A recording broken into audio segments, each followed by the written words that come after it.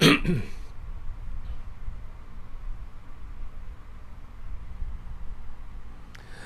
Assalamualaikum, salam sejahtera, salam GBN, salam Malaysia dan salam kuasa ketiga ya.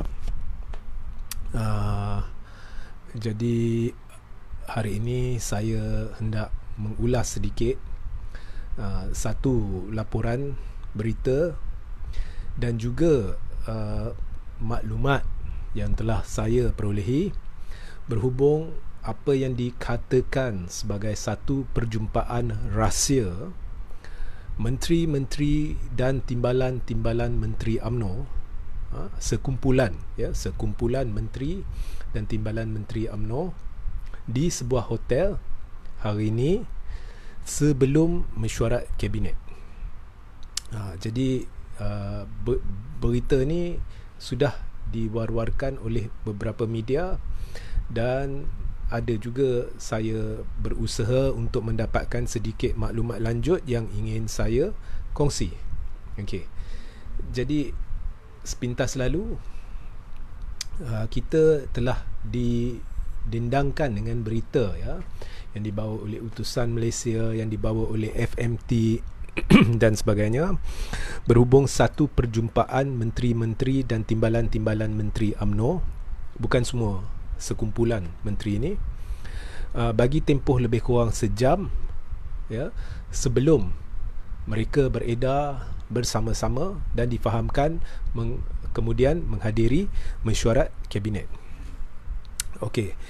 Di antara menteri-menteri yang telah dinamakan adalah Tan Sri Anwar Musa dan juga Menteri Wilayah iaitu Syahidan Kasim, dan difahamkan Syahidan Kasim antara yang paling lewat tiba, lebih kurang 9.37 pagi, dan tak sampai 10-15 minit lepas tu mesyuarat berakhir.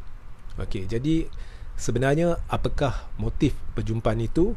Kerana kita difahamkan juga ya berdasarkan laporan media, apabila percubaan dibuat untuk bertanya kepada menteri-menteri ini, mereka kunci mulut dan hanya seorang menteri yang telah memberi kenyataan iaitu Anwar Musa yang berkata mereka berjumpa untuk sarapan dan ada dibuat penafian bahawa ini ada kaitan dengan isu pembubaran parlimen dan sebagainya.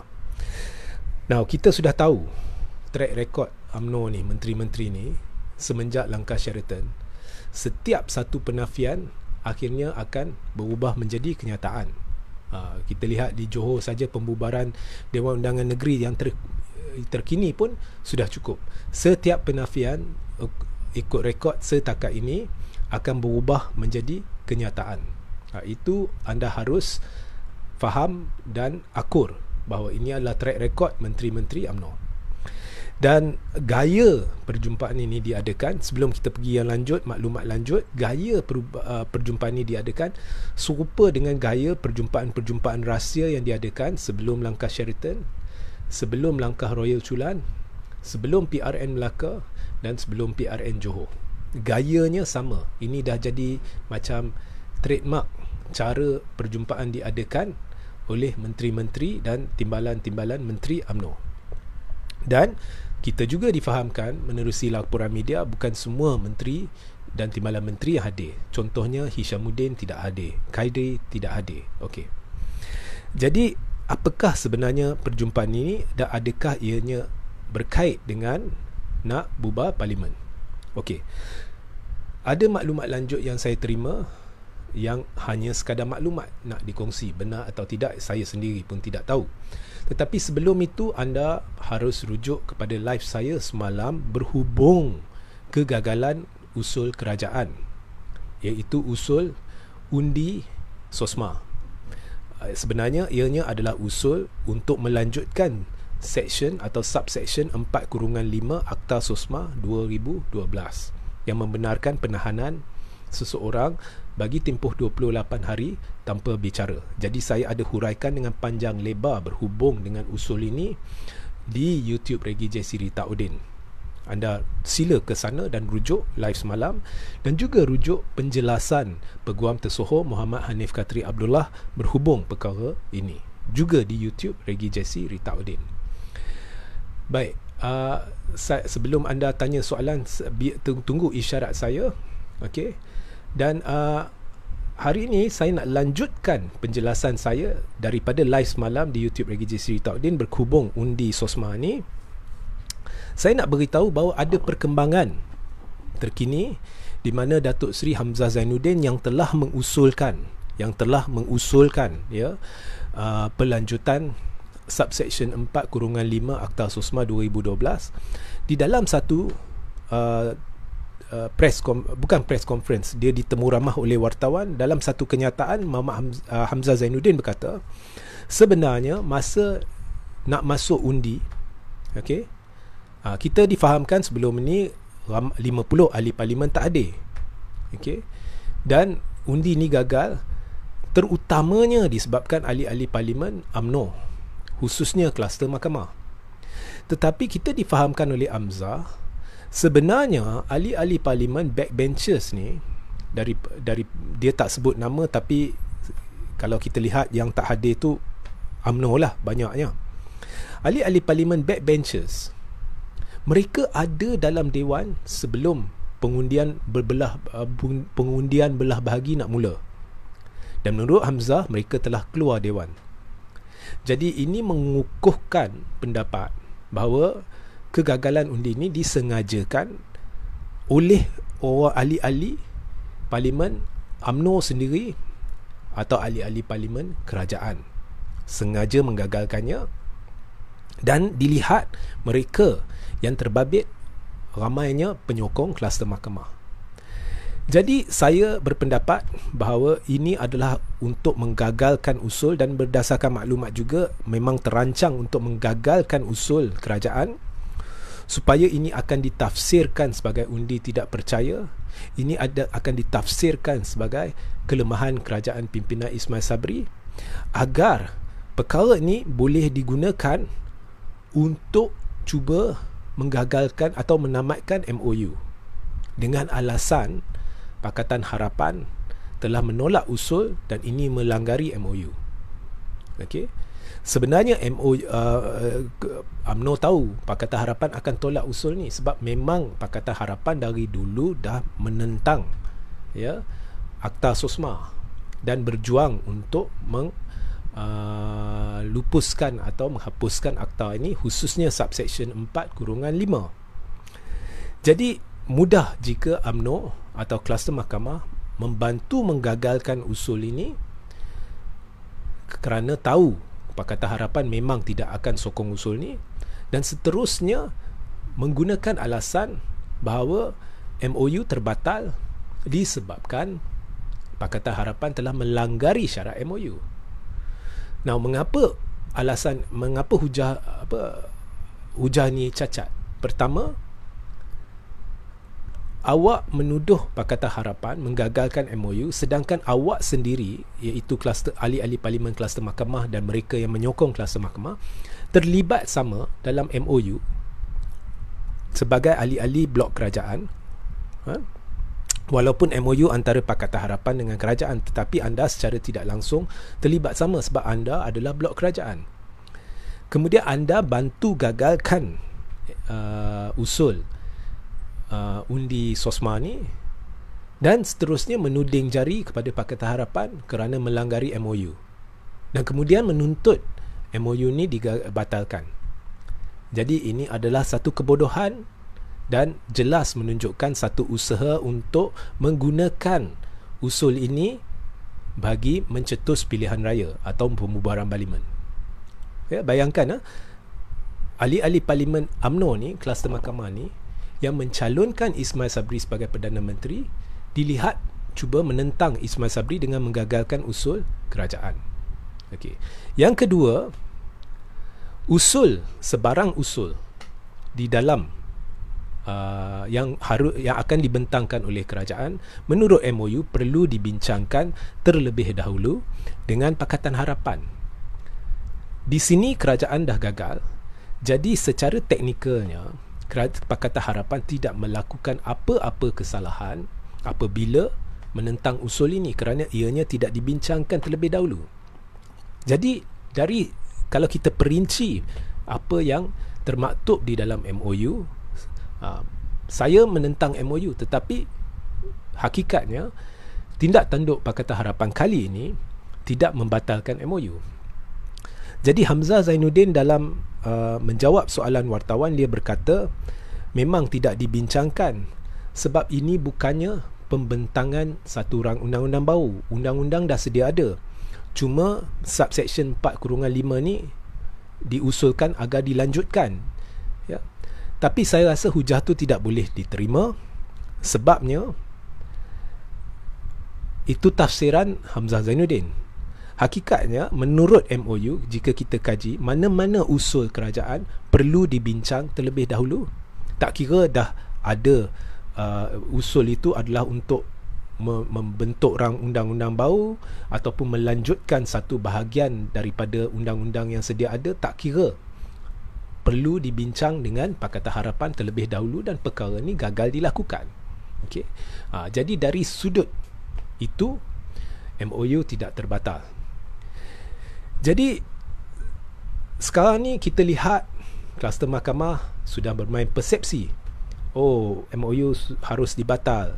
Tiba-tiba Tan Sri Anwar Musa yang sebelum ni terkenal menentang kluster mahkamah dan pro Muhyiddin, tiba-tiba nampaknya sehaluan dan berkata ya memang Pakatan Harapan telah melanggari MOU, syarat MOU, dan justru MOU harus terbatal dan kita buat persediaan buat PRU 15. Ini palsu. Okey. Tetapi akhirnya keputusan sama ada nak menasihati Yang di-Pertuan Agong untuk bubar parlimen atau tidak terletak di tangan Perdana Menteri. Dan kita lihat, kita tahu daripada Perhimpunan Agung UMNO, Ismail Sabri sudah memberitahu bahawa dia nak bincang dengan top 5 dalam UMNO sebelum membuat keputusan, dan memandangkan Zahid Hamidi sebagai Presiden UMNO telah lupa mendapatkan mandat PAU untuk memberikan dia kuasa penuh untuk menetapkan cadangan tarikh pembubaran parlimen, maka Zahid Hamidi tidak boleh mengatasi MKT. Ini bermakna Ismail Sabri secara tidak langsung telah mendapatkan mandat PAU untuk berbincang dulu dengan top 5 dalam UMNO sebelum perkara ni perlu wajib dibawa ke MKT untuk dibincangkan oleh MKT sama ada perlu bubar parlimen atau tidak, sebelum Ismail Sabri sebagai Perdana Menteri membawa cadangan ini ke Kabinet untuk kelulusan Kabinet. Jadi akhirnya ia perlu dibincang di Kabinet sebelum Ismail Sabri membuat keputusan sama ada dia nak nasihati Yang di-Pertuan Agong atau tidak. Baik, disebabkan sekarang Ismail Sabri ada mandat PAU, jadi dia dah bincang dengan top 5 atau dia akan bincang dengan top 5. Tetapi dia salah seorang top 5. Dia juga naik Presiden UMNO. Jadi kalau 4 daripada 5 top 5 ni seyakin-yakinnya bahawa Barisan Nasional akan menang, maka menurut kenyataan Ismail Sabri dalam PAU, bahawa dia tidak akan tunggu sesaat pun untuk bubar parlimen. Tetapi top 5 Ismail Sabri terlibat dalam top 5, salah seorang ahli top 5. Jadi kalau Ismail Sabri sendiri selepas mendengar hujah 4 lagi dalam top 5 tu, dia sendiri tidak yakin sepenuhnya bahawa Barisan Nasional mampu menang pilihan raya, maka dia boleh gunakan alasan saya tidak yakin sepenuhnya, jadi saya kena tunggu. Ya, saya kena tunggu. Dan seterusnya dia boleh bawa ketidakyakinan dia ke dalam mesyuarat MKT. Dan kita sudah lihat sebelum ini, MKT yang dulu-dulu ni berada dalam genggaman Zahid, sekarang ni bukan lagi dalam genggaman Zahid.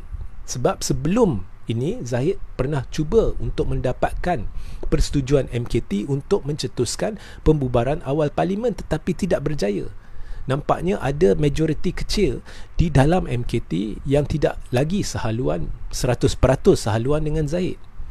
Jadi jika Ismail Sabri sendiri mengaku tidak 100% yakin bahawa UMNO boleh menang, dan jika dalam mesyuarat MKT dia bersama dengan majoriti kecil ini bersetuju bahawa kita tangguh dulu pembubaran parlimen, maka Zahid tak boleh buat apa-apa. Dan seterusnya Ismail Sabri sebagai Perdana Menteri boleh membawanya kepada Kabinet dan memberi kata putus dia. Dia ada hak prerogatif untuk membuat kata putus dalam Kabinet bahawa dia tidak setuju perlu ada pembubaran awal parlimen. So saya dah beritahu sebelum ini, untuk memastikan Ismail Sabri membubarkan parlimen, mungkin Zahid boleh atau perlu memberi satu hitam putih kepada Ismail Sabri. Okey, ini yang kau nak.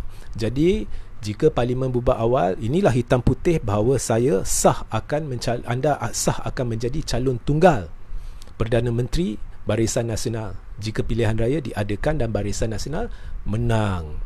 Ya, hitam putih ni masih boleh dilanggari. Selepas PRU 15, Zahid boleh memungkiri janji dan tiba-tiba mencalonkan Najib atau Tok Mat Hassan.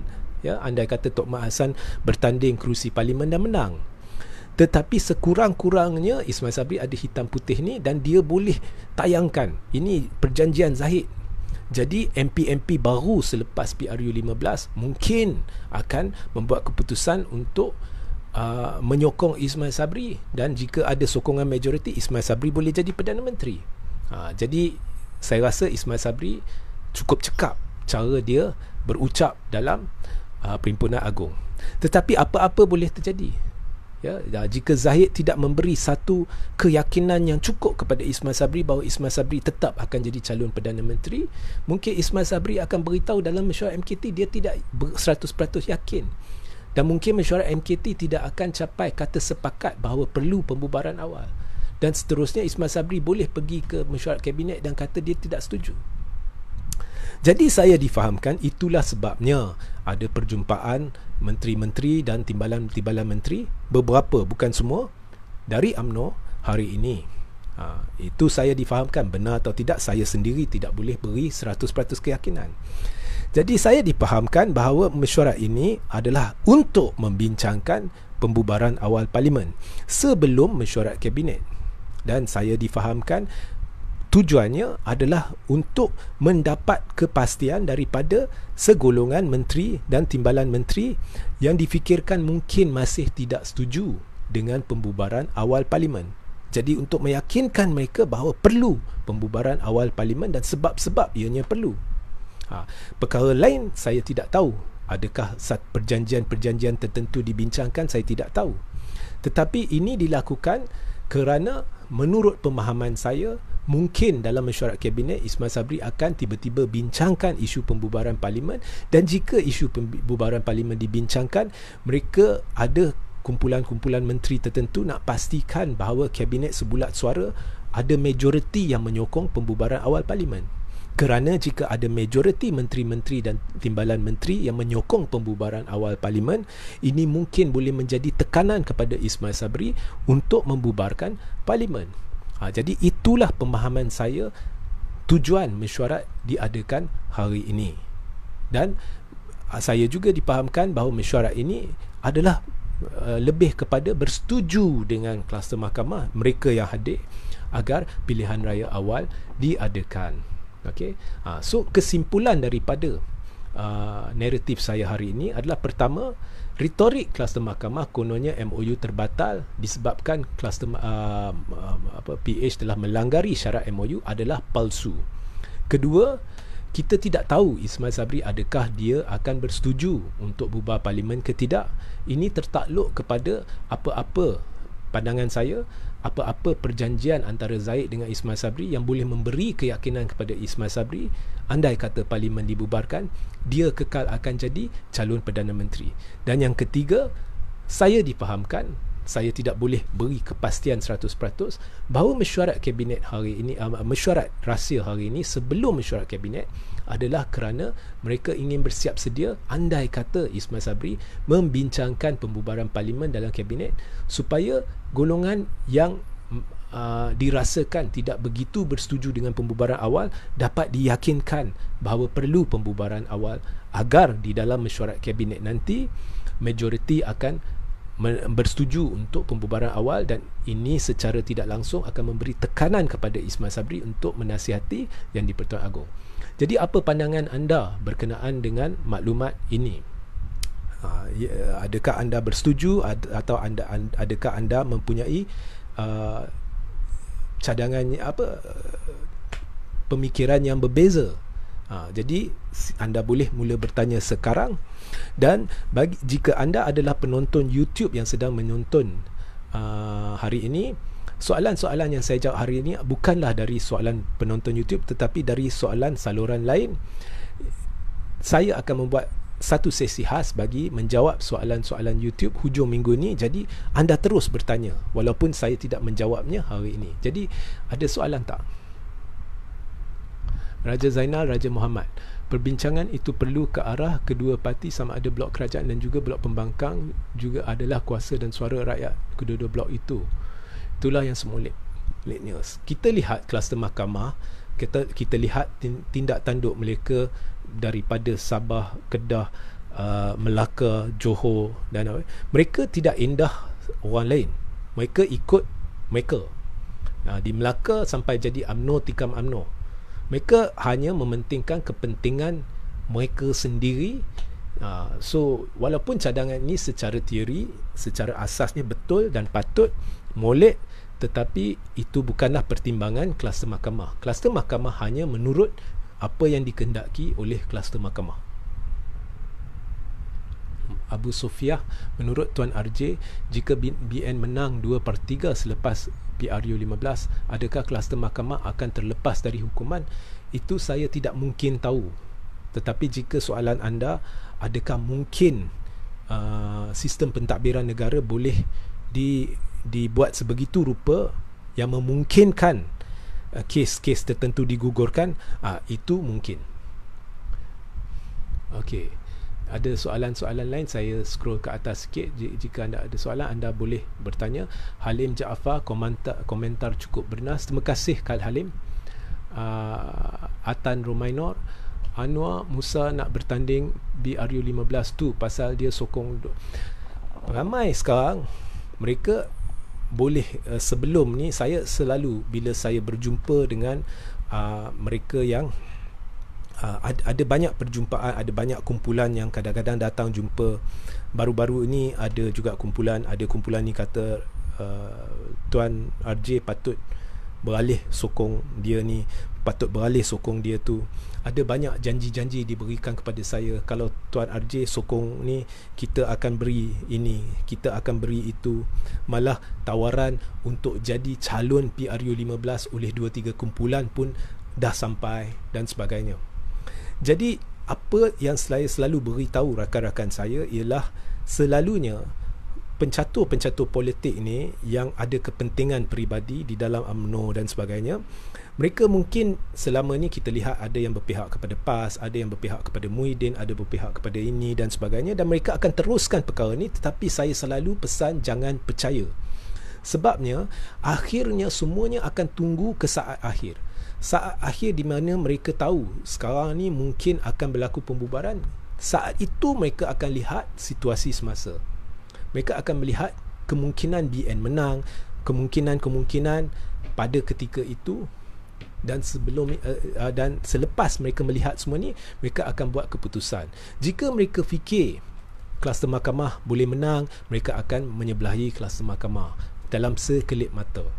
Jadi saya dah selalu berikan, beritahu jangan percaya apa yang anda lihat.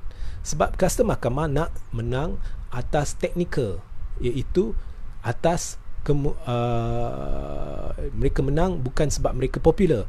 Kalau kita lihat data tidak menipu ya, data PRN Melaka, PRN Johor, prestasi UMNO, BN, jika peratus yang keluar mengundi tinggi pada PRU 15, kalau kita banding dengan PRU 14, peratus undi popular atau penerimaan BN ni di kalangan rakyat ni dijangka akan menyusut teruk, dan memang ada tanda-tanda penyusutan. Tetapi mereka nak menang atas teknikal, atas keyakinan bahawa oleh kerana pembangkang berterabur dan oleh kerana alternatif ni ada masalah masing-masing dan tidak ada formula baru, jadi ramai tidak akan keluar mengundi sebab meluat. Dan selagi ramai tidak keluar mengundi, chances untuk Barisan Nasional menang tinggi walaupun prestasinya menyusut. So mereka nak menang atas itu. Jadi ramai ahli parlimen akan tunggu saat akhir dan mereka akan lihat, okey, sekarang dah ada tanda-tanda kita tak boleh halang nak bubar parlimen ni. Jadi Mereka akan lihat siapa berkemungkinan tinggi akan menang. Kat situ mereka ramai akan beralih kepada parti yang dijangka atau pihak yang dijangka menang. So sebab itu kita lihat sekarang tiba-tiba orang yang selalu menentang kluster mahkamah tiba-tiba bunyi dah lain. Okey. Saya terus ke bawah. Okey.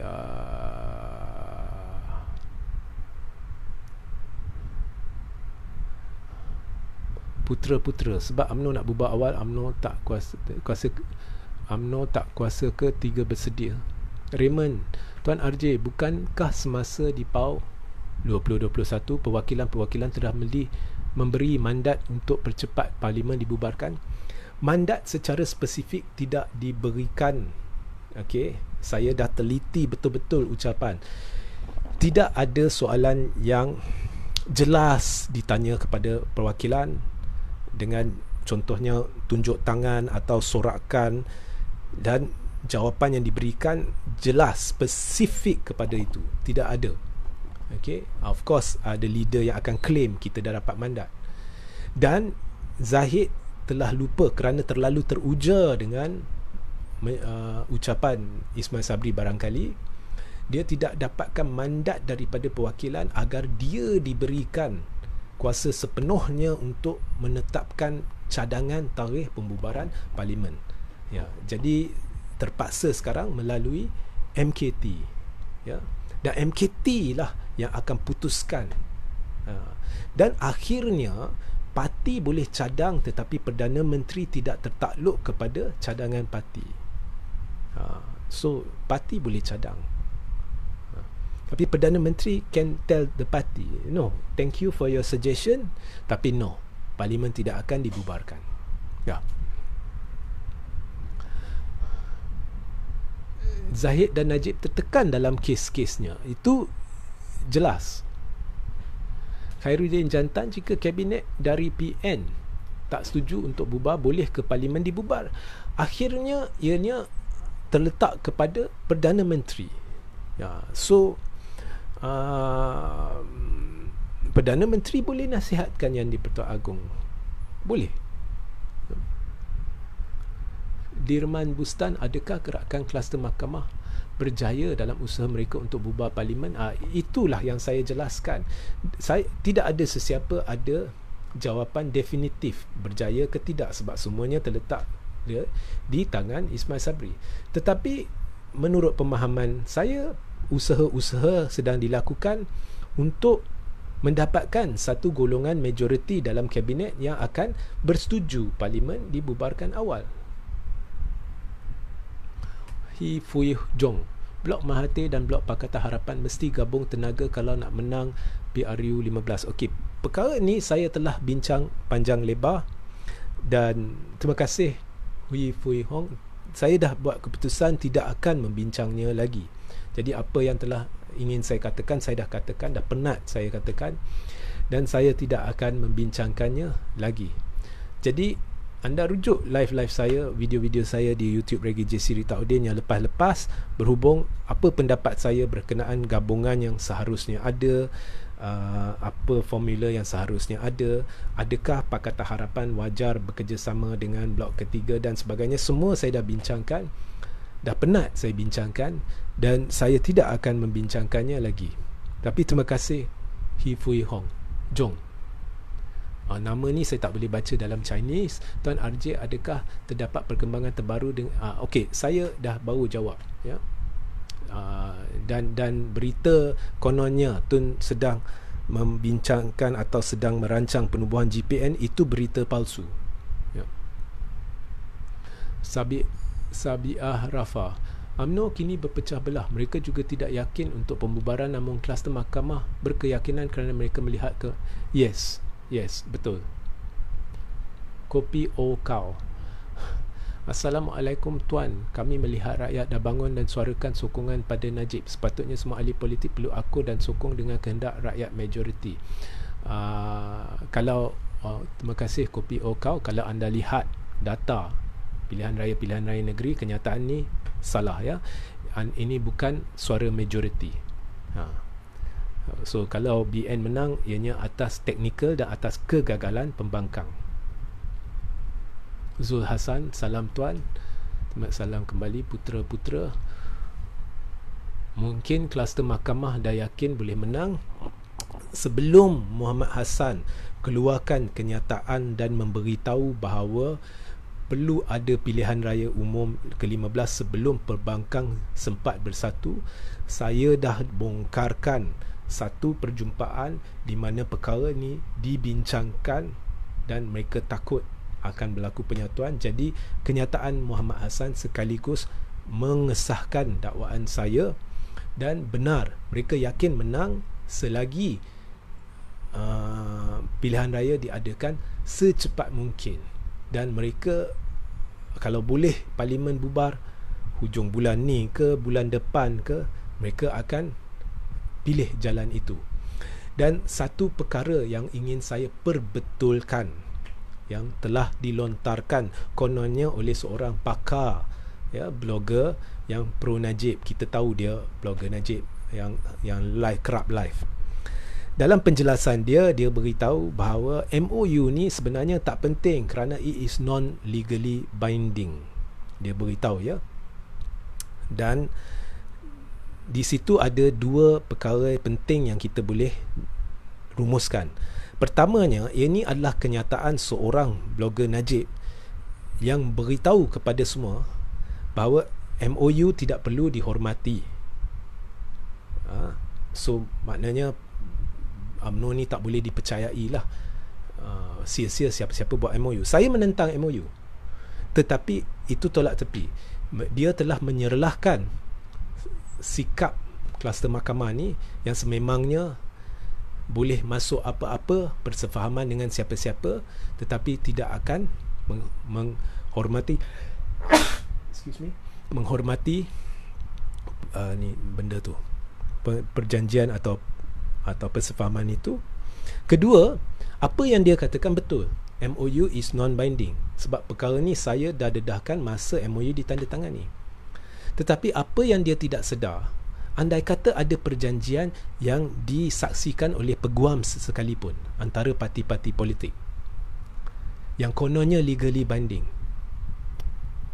dari sudut parti kepartian, benda ni sebenarnya pun tidak akan mengikat sesiapa, kerana perjanjian-perjanjian parti semua ni sebenarnya banyaknya keputusan ni tidak boleh dibawa ke mahkamah. Jika dibawa ke mahkamah, ianya biasanya tidak akan ke mana dan kes mungkin akan digugurkan, kerana itu adalah isu parti berdasarkan perlembagaan parti. Dan ini lebih akademik lah kalau kita buat perjanjian. So ini anda perlu faham. Pok Teh, adakah Menteri Kabinet UMNO berpecah kepada dua kumpulan, iaitu Pro Zahid dan Pro Ismail Sabri? Menteri Kabinet ni Pro Zahid lebih dari Pro Ismail Sabri. Tetapi saya dah beritahu, UMNO ni bila saat terakhir semua boleh berubah. Itu yang selalu saya pesan kepada orang.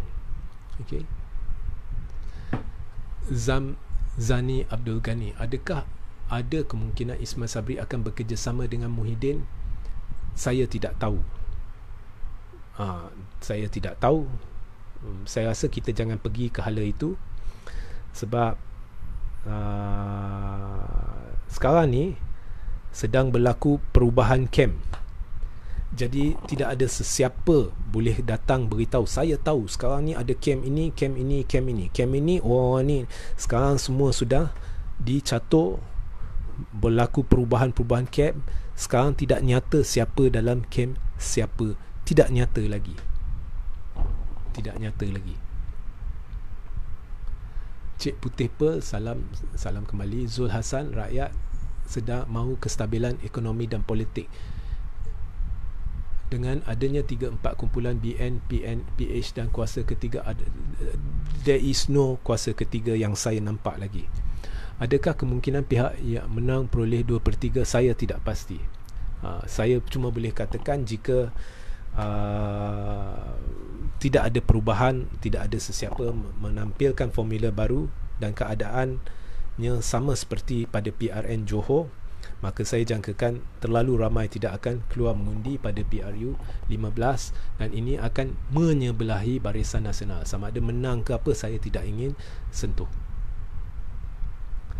Pemantau diri eleh nak luluskan SOSMA pun tak lepas. MBI Kirawang, 60 tahun perintah orang Melayu hanya 3% kaya.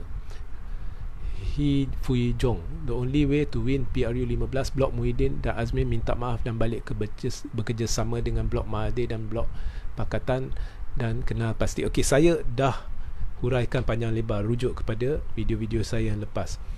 Benda ni buat masa ni saya teramat serius, saya tidak ingin sentuh. Tapi rujuk, saya dah perincikan benda ni, cadangan saya. Ya. Terima kasih Hi Fui Jong.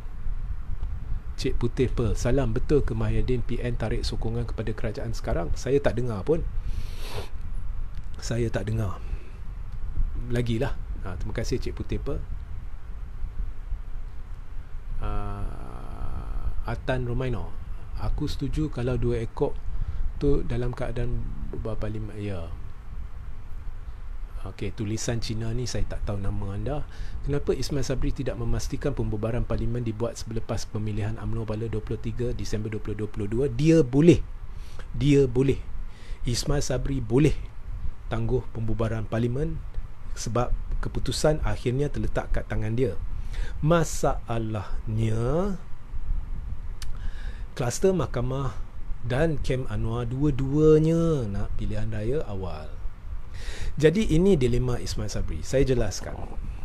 Okey, andai kata saya Ismail Sabri dan saya baca, mungkin saya pun tak tahu, Regi kata kluster mahkamah dengan Kem Anwar ni ada perjanjian longgar di mana lepas pilihan raya umum, jika BN tak menang, PH tak menang, maka mereka akan boleh pertimbang bekerjasama untuk bentuk kerajaan.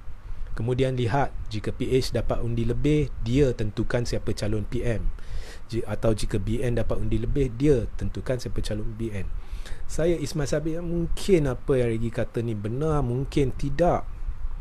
Jadi kalau apa yang Regi kata benar, maknanya kalau saya ketegak, saya tak nak bubar parlimen, kluster mahkamah akan tarik sokongan, PH semestinya akan tarik sokongan. Jadi saya kantoi sebab akhirnya parlimen akan terbubar dan saya tak dapat apa-apa untuk diri saya. Saya tak dapat apa-apa hitam putih dari Zahid bahawa saya akan jadi calon Perdana Menteri. Malah silap-silap Zahid tidak akan calonkan saya bagi kerusi parlimen. Nampak? Ismail Sabri tidak tahu sebenar-benarnya. Kita sebenarnya tak ada siapa yang tahu sebenar-benarnya perjanjian ni wujud ke tidak. Saya yakin dengan maklumat saya percaya. Tapi takat percaya dan yakin, tapi tidak ada sesiapa tahu sebenar-benarnya. Jadi apa kata jika parlimen Ismail Sabri tidak bersetuju, mereka tumbangkan kerajaan? So dilema dia sekarang ni, Ismail Sabri kena buat pilihan. Atau mungkin lepas MOU tamat Julai 31, PH dan kluster mahkamah setuju untuk bubar parlimen dan PH tidak lanjutkan MOU, kluster mahkamah tarik sokongan, saya akan kena getah. Jadi dalam tempoh ni, jika kluster mahkamah memberi satu perjanjian yang Ismail Sabri yakin dan percaya, tidak mustahil parlimen akan bubar. Sebab itu saya 99% yakin parlimen akan bubar. Anda kena faham bagaimana saya yakin perkara ni. Tapi yakin, tetap yakin lah. Ahmad Tamizi Abu Seman, apa strategi pembangkang alternatif sekarang? Adakah rakyat rela Najib Penyamun menjadi PM semula? Bukan main Najib Penyamun diraihkan di Pulau Pinang. Okey, babak strategi alternatif saya baru sentuh tadi. Saya dah huraikan panjang lebar dan saya tidak ingin masuk mendalam lagi atau sentuh perkara ni, cuma jika tidak ada formula baru dan keadaannya sama seperti PRN Johor, jadi saya yakin ramai tidak akan keluar mengundi dan ini akan memihak Barisan Nasional. Bukan main Najib penyamun diraikan di Pulau Pinang. Okey, berkenaan perkara tu saya ada lihat video, saya ada lihat gambar dan sebagainya. Saya sebenarnya orang Pulau Pinang. Saya dari tahun 1994 saya menghabiskan masa 25 tahun lebih di Pulau Pinang. Dan saya hanya baru-baru ni je, dalam 3 tahun lebih berada di Lembah Kelang, dan saya jangka saya akan kembali ke Pulau Pinang. Okey. Jadi Pulau Pinang ni saya kenal betul, dan saya dah lihat video tu. Itu bukan penyokong dari kalangan rakyat biasa, percayalah, itu orang yang dikerah ke sana untuk tujuan photoshoot dan video session untuk meraihkan Najib datang ni. Najib banyak bermain persepsi. Tapi betul timbul persoalan, mengapa Najib buat event-event ni? Seolah-olah mereka dah, persepsi diberikan, rasa mahkamah ni dah sure dah parlimen akan dibubarkan, dan mereka sudah mulakan kempen awal.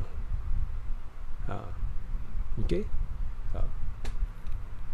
So saya tahu, sebab saya tahu usaha-usaha dari Kem Najib untuk cuba menjatuhkan DAP di Pulau Pinang ni dah bermula bertahun-tahun dulu, dengan mewujudkan kumpulan Brothers One Malaysia, dengan mengadakan perjumpaan-perjumpaan, perhimpunan-perhimpunan, majlis raya. Saya terlibat sama, jadi saya tahulah. Saya tahu. Bukan niat saya nak bincang lanjut penaung dia siapa ke apa, tapi saya tahulah siapa terlibat dan apa. So memang dah jadi impian Najib nak tumbangkan DAP di Pulau Pinang, ya.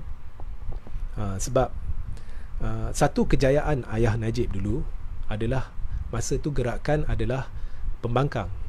Gerakan pada tahun 1969 berjaya rampas Pulau Pinang. Masa tu gerakan menyesal. Mereka tak sangka mereka akan jadi kuasa ketiga dan rampas Pulau Pinang. Mereka menyesal kerana mereka sedar jika mereka tahu perkara ni, mereka akan calonkan ramai orang di seluruh negara, silap-silap rampas negara. Tapi apapun, lepas rampas Pulau Pinang, ayah Najib bijak. Daripada bergaduh dengan gerakan, dia bermuzakarah dengan gerakan dan menarik gerakan masuk ke dalam satu perkumpulan baru yang seterusnya dikenali sebagai Barisan Nasional. Jadi parti perikatan tambah lagi parti-parti, jadi Barisan Nasional. Jadi kejayaan ayah Najib ialah menukar kegagalan parti perikatan di Pulau Pinang kepada kejayaan Barisan Nasional. Jadi Najib ada satu perkara yang teringin sangat dilakukan, iaitu merampas Pulau Pinang. Dan perkara ni dah diusahakan dari dulu, dengan melancarkan NGO-NGO, dengan kumpulan-kumpulan tertentu, seperti Brother Satu Malaysia dan sebagainya, dengan niat nak cuba tarik pengundi Cina menyokong Barisan Nasional. Tetapi sehingga hari sekarang dah gagal. Adakah akan berjaya selepas ni? Saya tidak tahu. Jika terlalu kurang keluar mengundi, apa-apa boleh terjadi. Tun Perak, pada pendapat RJ, setuju atau tidak pilihan raya diadakan segera? Apa pro dan kontranya? Jika ada formula baru yang dipaparkan oleh blok alternatif dan jika dilakukan dengan betul, ya, tak perlu PH, ya. Saya bukan hanya setuju, saya akan perjuangkan pilihan raya awal sebab Barisan Nasional akan kena teruk. Tapi masalahnya setakat ni tak nampak apa-apalah, ya. Abdullah Sani Muhammad Yusof, di manakah perginya ulama-ulama UMNO berbisu? Ya. Ahmad Tamizi, jalan terbaik YDPA declare Margiran at least sehingga Julai 2023. Setuju. Jika parlimen bubar, saya teramat setuju, malah pernah menyuarakannya. Kemudian Muhammad Hanif Katrik Abdullah juga menyuarakannya. Saya amat setuju jika Mageran ditubuhkan. Amat setuju.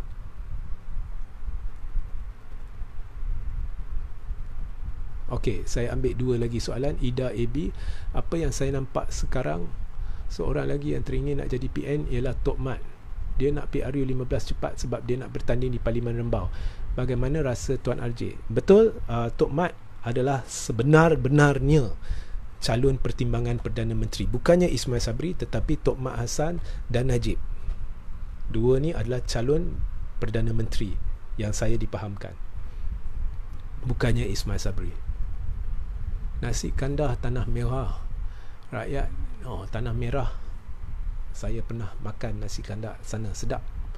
Rakyat dah amat-amat letih memikirkan tentang politik Malaysia. Jangan kata rakyat dah amat-amat letih, saya dah terlalu letih. Ya. 24 jam tak habis-habis tentang politik. Betul. Apa yang penting buat masa ni, rakyat nak bernafas mula untuk membina balik kehidupan. Betul. Ya, betul. Okay, last, Anthony Liu. Orang Penang pun tak bodoh, mereka hanya sambut bosku. Itu bukan orang Penang yang sambut bosku, itu adalah orang yang dikerah. Saya kenal, tengok muka pun ada yang kenal. Saya dulu banyak habiskan masa di Pulau Pinang. Saya daripada Bayan Baru, kemudian duduk Sungai Ara, kemudian duduk Sungai Dua. Memang cukup kenal dan terlibat dalam banyak grouping di situ. Okey, saya ke last kali. Okey, last kali Yahya Za, jalannya keluar ialah Mageran. Betul. He Fui Jong, 85% of the Chinese will still be with PH and DAP dalam PRU 15 nanti kalau blok lain masih asyik tunjukkan slogan anti-Chinese. Yeah, okay. I will leave you with that opinion. Thank you. I don't have an opinion on that, but thank you. Okay, sebentar lagi saya akan letak link kepada saluran Telegram berkaitan dan juga link kepada live saya di YouTube semalam. Jadi wajib anda tonton live tersebut, di mana saya membincangkan isu usul undi SOSMA. Jadi teliti video tu. Sehingga kita berjumpa di lain masa. Assalamualaikum, salam sejahtera, salam GBN, salam Malaysia dan salam kuasa ketiga.